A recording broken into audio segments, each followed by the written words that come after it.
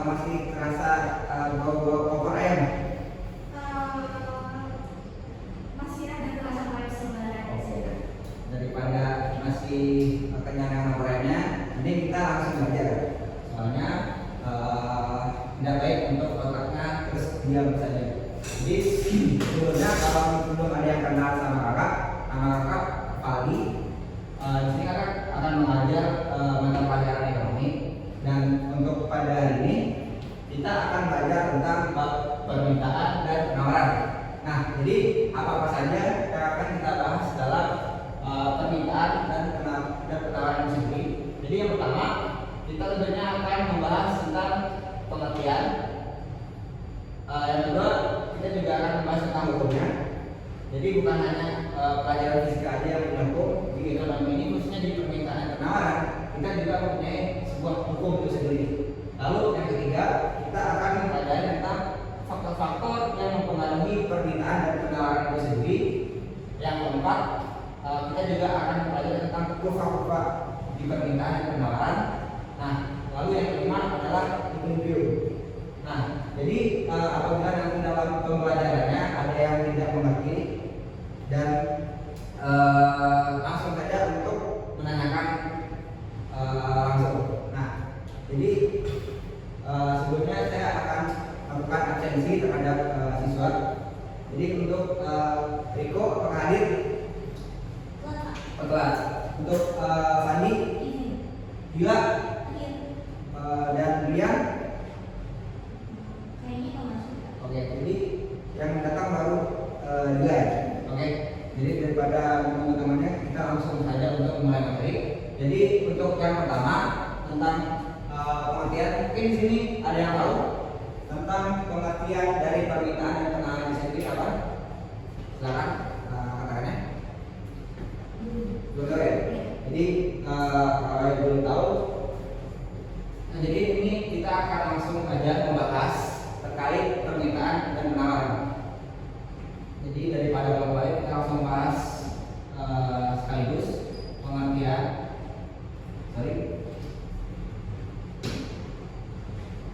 Nah, di sini kita tentang permintaan. Nah, di sini mungkin tentang penawaran.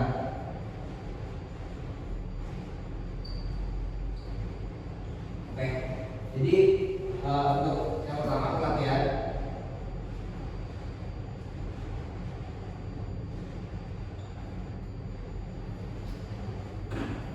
Nah, pengertian dari permintaan itu sendiri adalah sejumlah barang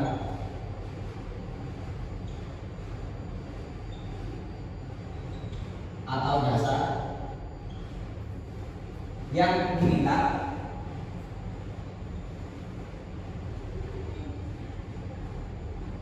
dan benar-benar dibeli.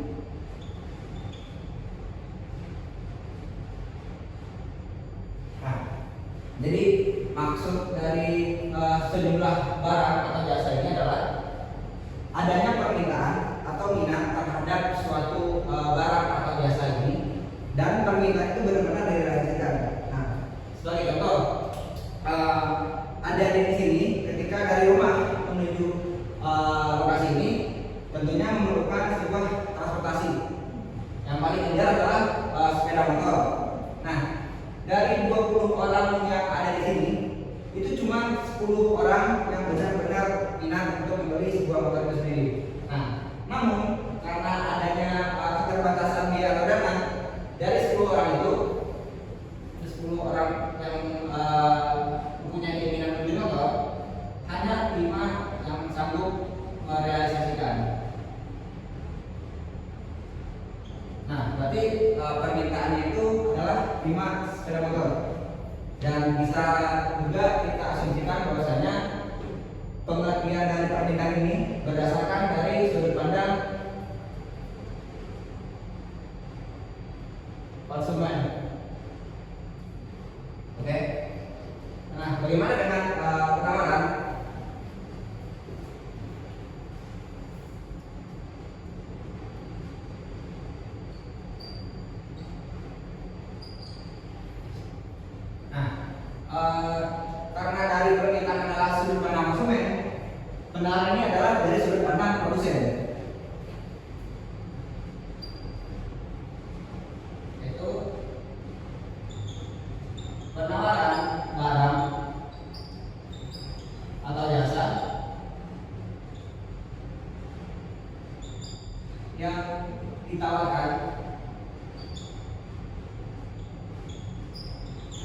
oleh produsen ke pasar. Nah, tadi karena pembagian atau penawaran ini berdasarkan dari sudut pandang produsen. Nah, di sini berapa sih jumlah barang dan jasa yang sanggup disediakan oleh si produsen ini ke konsumen. Nah, jadi karena kita mengambil contoh sebuah sepeda motor, jadi berapakah sepeda motor yang mampu ditawarkan atau disediakan oleh pabrik atau dealer motor itu ke pasar.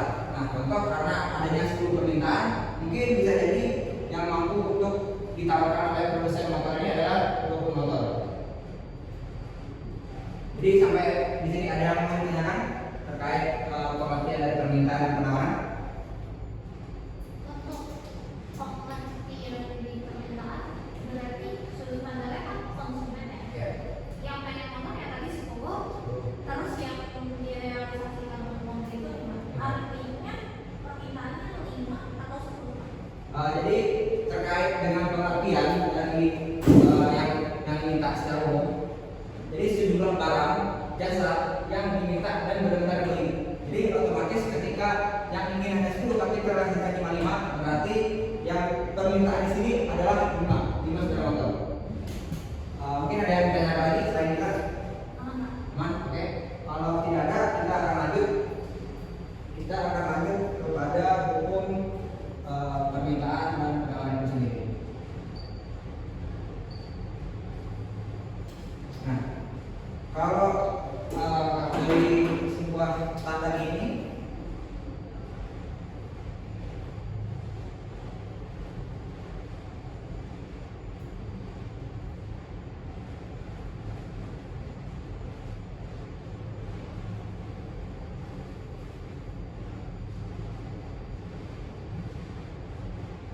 mungkin ada yang bisa menjelaskan dari P tanda panah ke atas sama dengan D tanda panah ke bawah, atau sebaliknya P tanda panah ke bawah sama dengan D tanda panah ke atas. Mungkin ada yang bisa tahu dari simbol atau makna ini? Ada yang tahu? Nah, jadi kalau misalkan kita yang tahu, jadi kita dapat artikan P ini sama dengan price atau harga. Nah, sedangkan D ini adalah demand.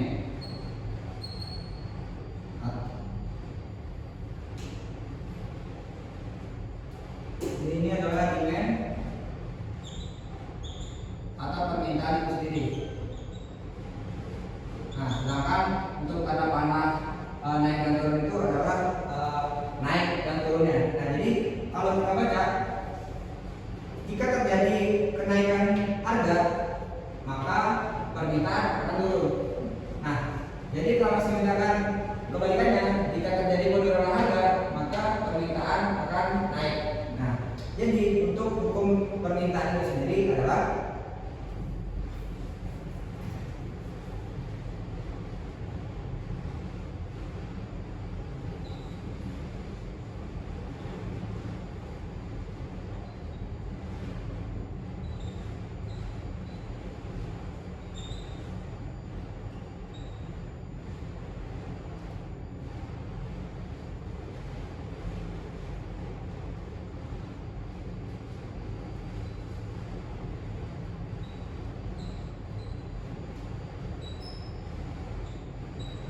jadi hukum permintaan di sini adalah jika harga naik, maka permintaan akan turun, dan jika harga turun, maka permintaan akan naik. Nah, untuk realitanya memang seperti itu terjadi di lapangan. Nah, contoh tadi ketika yang meminta atau yang menginginkan sebuah motor itu ada 10 dan yang terrealisasi itu cuma 5, berarti ada 5 orang ini yang tidak sanggup untuk membeli sebuah motor itu. Nah, kenapa? Ya bisa jadi karena mungkin kekurangan dana. Nah, jadi kita contohkan harga awal sepeda motor itu adalah 20 juta. Nah, tapi dari 10 orang ini dia mempunyai jumlah duit atau uang yang bervariasi. Nah, jadi ada yang punya duit sebesar 20 juta, 21, 22, 23, dan 24. Nah, sedangkan yang 5 orang yang tidak bisa membeli motor ini, dia punya duit sebesar 19, 18, 17, 16, dan 15 juta. Nah, ketika kita ambil contoh, jika harga naik, nah, ketika harga awal itu adalah 20, nah, harga awalnya itu adalah 20, maka yang sanggup membeli itu ada 5 orang. Nah, kita naikkan menjadi 22 juta. Maka yang sanggup membeli adalah 3 orang, benar. Nah, berarti hukum yang pertama adalah jika harga naik, maka permintaan akan turun. Nah, maka yang sering 3 orang. Nah, maka yang sanggup membeli adalah 3 orang. Nah, coba kita yang ambil yang permintaan kedua. Jika harga turun, maka permintaan akan naik. Kita ambil contoh dari 20 juta turun ke 18 juta. Dari yang 18 juta ini berapa orang yang sanggup untuk membeli motor? 7. Nah, maka hukum permintaan yang kedua ini juga benar adanya. Nah, ambil sini yang dikatakan. Oke. Nah, sedangkan untuk penawaran bagaimana? Untuk yang penawaran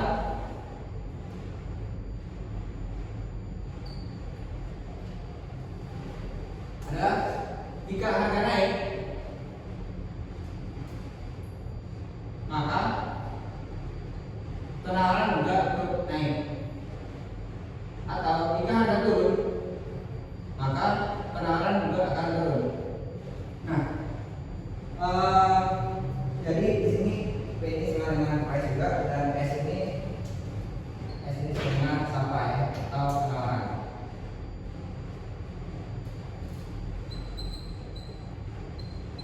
Oke.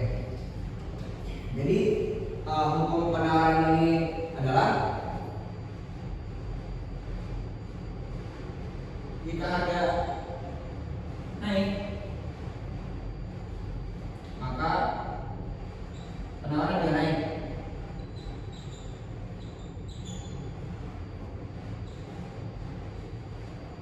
Jika harga turun,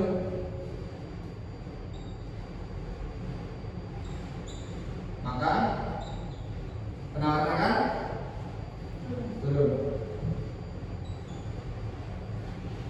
Nah, jadi contohnya ketika kita sebagai penjual, ketika harga di pasaran sedang naik, otomatis kita menginginkan penjualan itu semakin banyak. Nah, namun sebaliknya, jika harga di pasaran itu turun atau rendah, maka kita tidak akan ingin rugi. Jadi kita akan mengurangi jumlah produk yang akan kita tawarkan ke pasaran. Dari sini ada yang bertanya? Sebelum lanjut? Aman? Oke. Nah, untuk yang selanjutnya adalah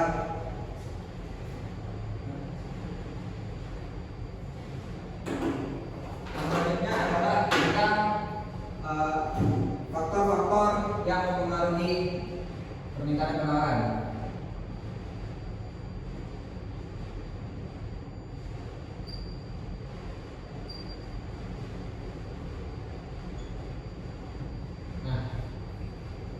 Maksud dari faktor-faktor yang mempengaruhi ini ada yang tahu? Belum ya? Nah, jadi faktor-faktor yang mempengaruhi ternyata permintaan dan penawaran itu bisa terjadi terdapat perubahan. Nah, apa-apa saja perubahan yang melatar belakangi permintaan dan penawaran itu sendiri? Nah, di permintaan sebenarnya banyak sekali faktor-faktor yang mempengaruhi.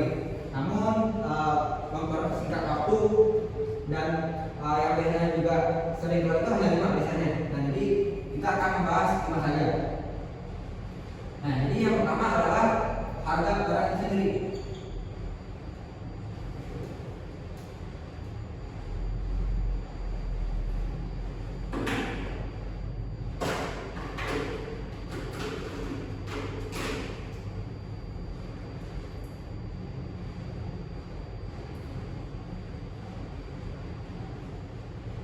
Nah, jadi ada yang paham terkait harga barang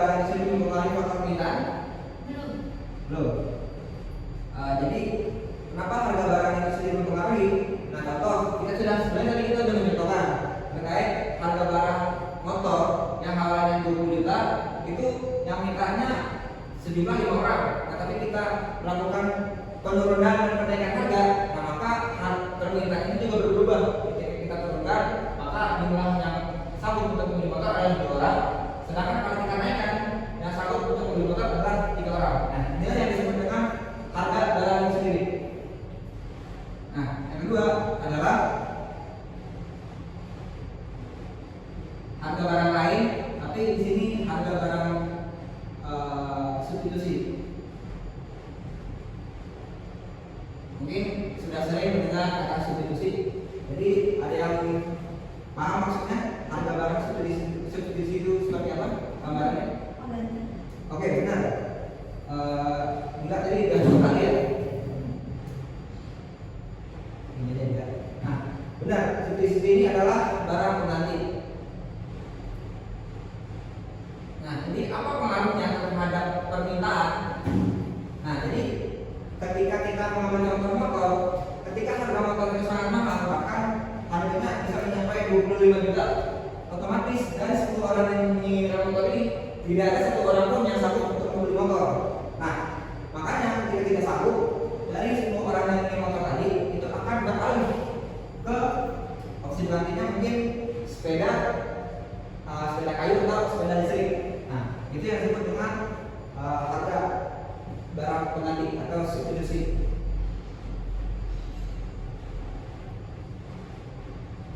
Yang ketiga ada barang apa yang bisa ada yang terdapat dari substitusi komplementer.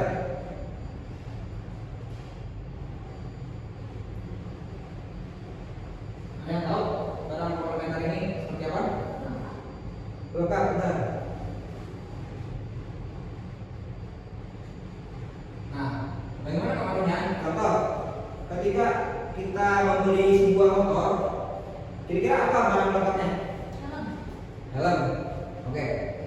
Jadi, tapi kalau orang yang nggak pakai helm masih bisa mengendarai motor ya? Bisa. Nah, ini itu bisa. Tapi yang paling dekat barang komplementer dengan motor itu adalah bensin, betul. Nah, contoh, ketika harga bensin itu naik, maka otomatis orang-orang akan menurunkan pembelian terhadap motor, karena mungkin akan beralih kepada sepeda listrik atau motor listrik. Nah, terus yang keempat ada income.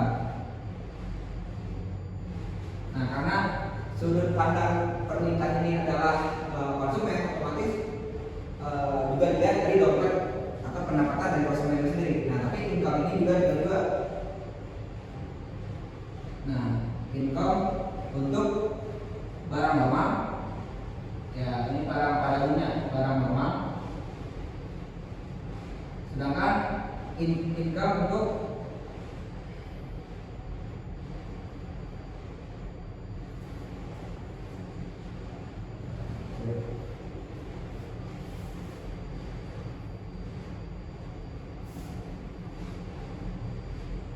barang interior.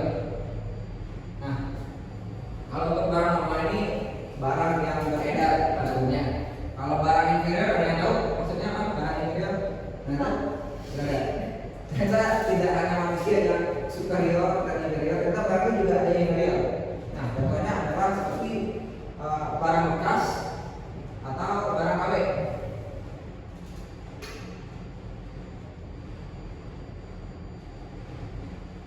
Nah, bagaimana terkait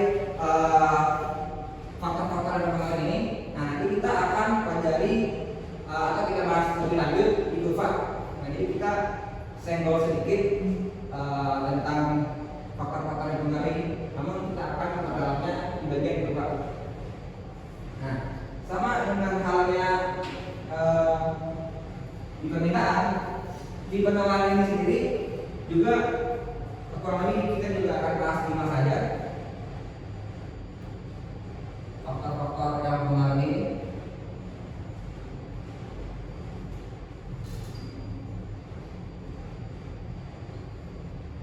Nah, faktor-faktor yang mempengaruhi juga 5.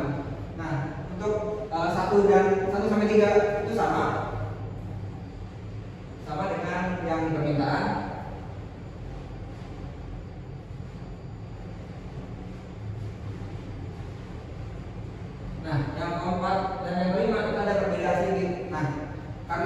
membahas income ini berkaitan dengan konsumen, otomatis di penawaran karena ini berkaitan dengan produsen itu berkaitan dengan yang pertama itu adalah teknologi.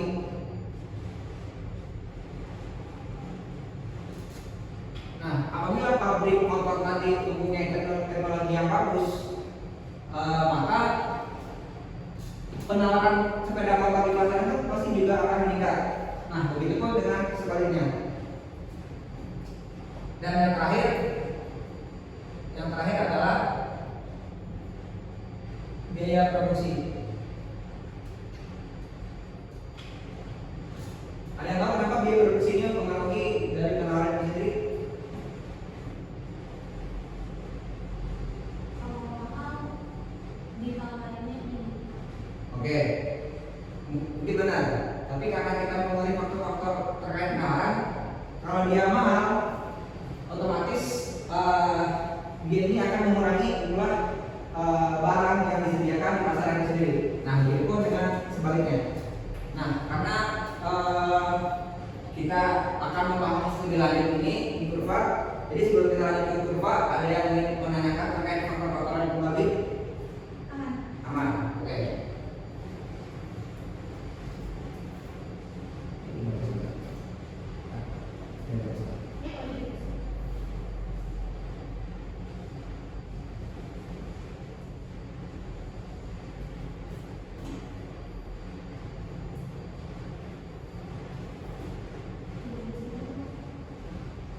Nah, selanjutnya kita akan belajar tentang kurva.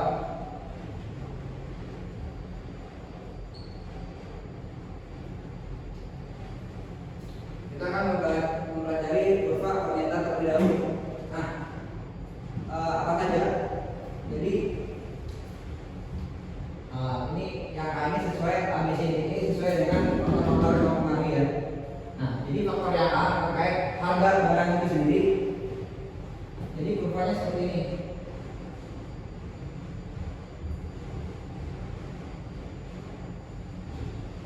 Nah, sebelumnya ada yang tahu P itu apa dan P itu apa? Apa? Ini kurvanya seperti ini dan di garis vertikal itu dituliskan dengan P, price. Benar. Sedangkan ini adalah quantity atau barang. Oke. Nah, dan kalau misalkan kurva ini kurva permintaan, kita juga mengacu dengan hukum yang tadi. Ketika harganya naik, maka demand-nya akan turun. Namun sebaliknya ketika permintaannya turun, demand-nya akan naik. Berarti harga dengan permintaannya juga berbanding terbalik, atau kurvanya bisa kita bilang kurva berlainan atau negatif. Jadi kurvanya seperti ini. Nah, jadi semisalkan harga motor yang pertama tadi adalah 20 juta. 20 juta. Nah,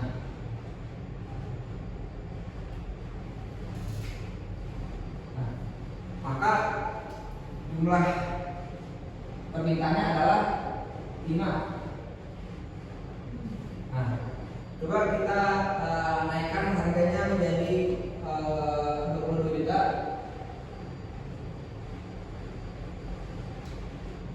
Nah, maka dia akan berkurang dari 5. Nah, jadi ini adalah perubahan yang awalnya di sini dan membuat titiknya tergeser ke sini. Ada yang ditanyakan terkait kurva harga barang yang sendiri? Aman? Oke. Yang selanjutnya adalah kurva barang substitusi atau pengganti.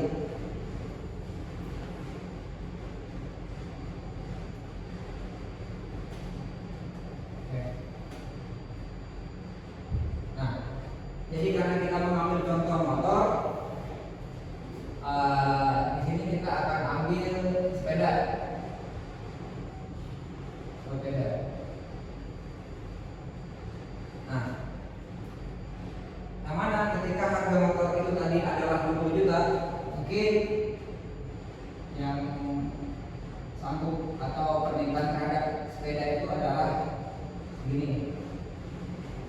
Nah, jadi kalau misalkan harga motor itu naik, maka yang akan terjadi adalah betul. Nah, ketika motor itu naik harganya, makanya otomatis orang akan lebih banyak membeli sepeda. Nah, ketika ada perubahan tadi, maka kurvanya ini bergeser ke kanan.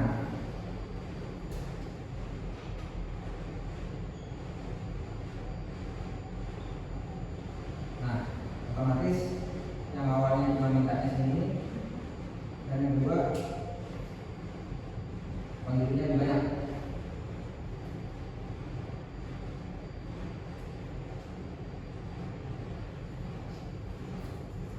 Kurva barang substitusi ada yang tanyakan? Oke, jika aman, kita lanjut. Yang selanjutnya adalah kurva barang komplementer.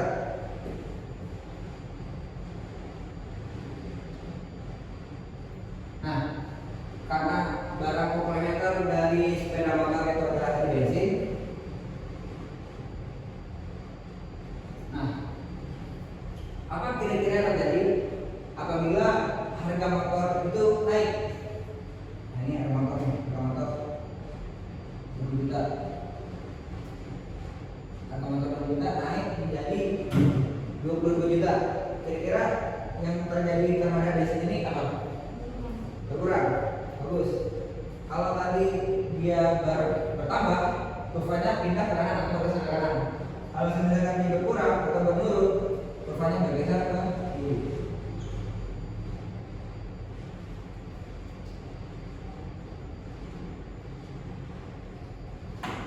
Maka jumlah yang minta itu juga berkurang. Benar ya? Terus untuk yang ini adalah income terhadap barang lama.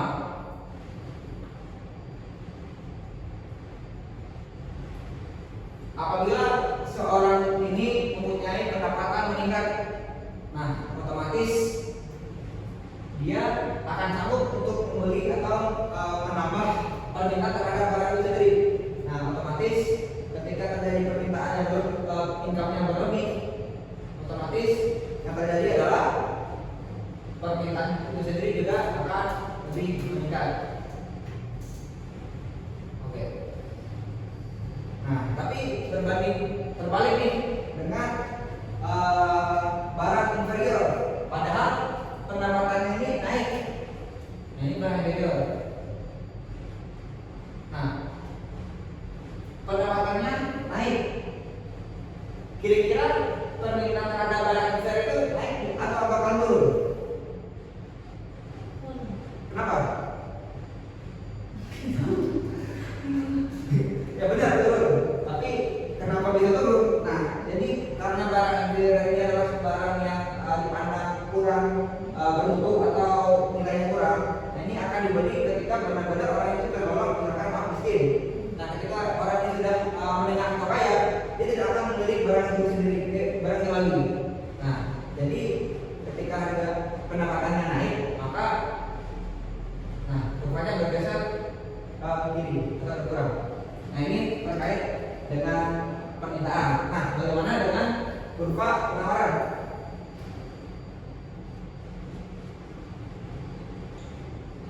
Bagaimana dengan kurva penawaran? Nah, kalau kita tadi membahas kurva permintaan yang negatif, maka kurva penawaran itu adalah positif karena dia berbanding lurus dengan harga. Harga turun, penawaran turun, harga naik, penawaran naik. Maka kurvanya seperti ini. Nah, bagaimana dengan harga barangnya sendiri? Ketika harga barang pertamanya adalah 20 juta, nah maka permintaan itu pasti akan, maka penawaran itu pasti juga akan naik karena produsen ingin menjual dengan harga yang tinggi. Nah, jadi ini adalah B2, ini adalah B1. Nah, terus yang kedua adalah barang substitusi. Nah, barang substitusi kita ambil tadi contohnya adalah sepeda. Jika harga motor itu naik, kira-kira penawaran terhadap sepeda akan naik atau turun? Naik. Naik. Kenapa? Ya mahal. Jadi harus beli sepeda. Oke, itu berarti permintaan. Kita membahas tentang penawaran. Kalau tadi yang benar naik, benar itu permintaan. Tapi kalau penawaran itu sebaliknya. Ketika harga sepeda itu motor naik, nah otomatis si produsen sepeda ini akan mengurangi karena dia akan orang-orang ini produsen ini kan beralih menjual sepeda motor. Nah, karena sepeda ini harganya pasti akan turun. Nah, kurvanya akan beralih ke kiri. Nah, kalau misalkan dia itu mengalami kenaikan, dia akan beralih ke kanan atau penurunan dia akan beralih ke kiri. Nah, terus yang ketiga adalah barang komplementer.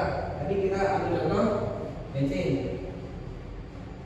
Nah, ketika harga motor itu naik, maka harga bensin juga bakal naik. Otomatis si produsen itu akan berlomba-lomba untuk menjual bensin sebanyak-banyaknya pada harga itu.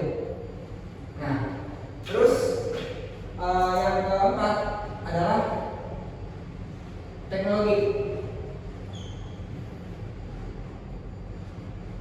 Nah, dari teknologinya yang biasa aja dan perusahaan itu meningkatkan teknologinya, otomatis barang yang ditawarkan itu juga akan meningkat.